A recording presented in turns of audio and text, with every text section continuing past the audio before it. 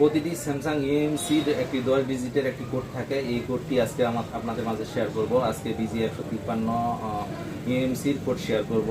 BG153 প্রথম যে ডিজিটটি থাকে এটি কে থাকে, এই কেতে স্যামসাং বোঝায়, দ্বিতীয়টি এল থাকে, এলতে র্যাম নাই এটা বোঝায়, তৃতীয়টি এম এবং ইউ থাকে, এমতে ইউএমসি বোঝায়, ইউতে ইউএফএস বোঝায়, 4 নম্বর ডিজিট হলো মেইন স্টোরেজ ক্যাপাসিটিকে বোঝায়।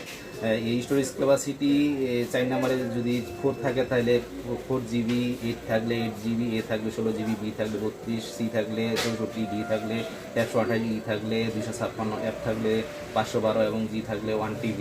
এর মধ্যে উপরে আমাদের B041 এরকম 4 ডিজিটের একটি কোড থাকে। এই কোডটির 3 নাম্বার যে ডিজিটটি রয়েছে এটি মেইন, এটি ইএমসি বা ইউএফএস ইন্টারফেসকে বোঝায়। যদি 3 থাকে 5, ইএমসি 504 থাকলে ইএমসি 51, এরকম আরও অনেক কিছু থাকে। আমার ভিডিওটি যদি আপনাদের সকলকে ভালো লাগে তাহলে আপনারা লাইক, কমেন্ট এবং শেয়ার করবেন। ধন্যবাদ সকলকে।